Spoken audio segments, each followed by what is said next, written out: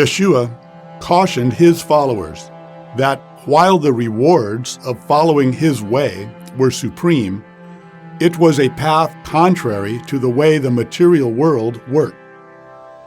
Anyone choosing to immerse themselves in that distorted human system for material gain may find that sufficient willpower and intentional manifestation may work for a while. But ultimately, as each trajectory plays out, there is an inevitable return to the rightful path of your true self. This is the point where most people turn back, because the sight of our true self denied is too painful to bear. But this is not the time to stop.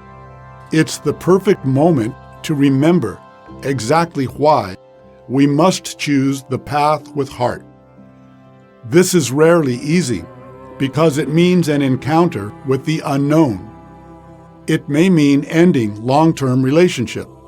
It may mean a career change or a new living situation with no certainty of what comes next.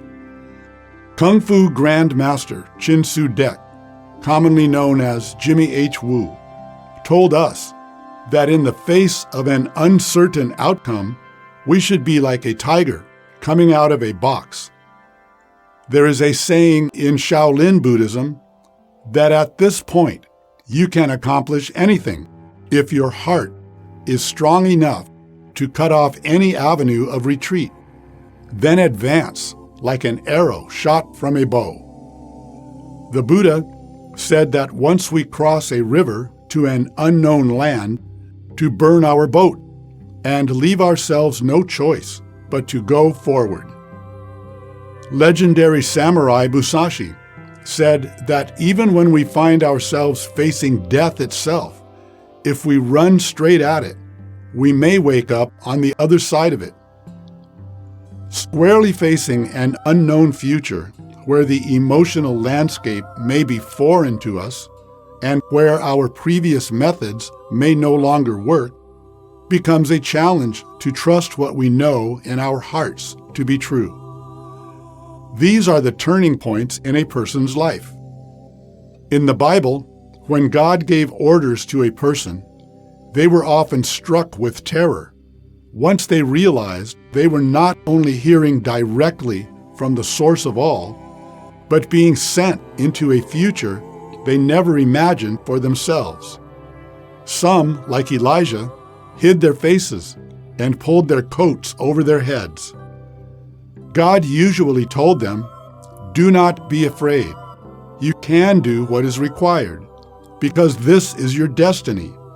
So the Lord your God will be with you always."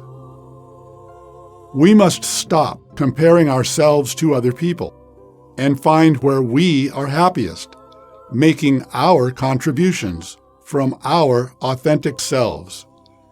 This puts our efforts in that flow of how all things come about, that Lao Tzu named the way. This begins with self-affirmation, a byproduct of confidence that leads to ego transcendence. Master Wu described himself as one of the best fighters in the world, yet he always showed empathy and non-judgmental acceptance to everyone who came to him. His claim about himself was merely a description that did not come from ego, and he was always humble before his art and respectful of the unpredictable and existential dangers of combat. Master Wu had learned that the universe is like a cauldron of alchemical change, where we are tested physically and mentally to our utmost and beyond. When we choose to encounter it by accepting the gift of total transformation and release from the limits of material being, we encounter the ultimate unknown. To be born again as spiritual beings is to orient our life journey away from the futility of mortality and towards the everlasting life, on the path Master Yeshua pointed to when he said, "Come, follow me. This is the way.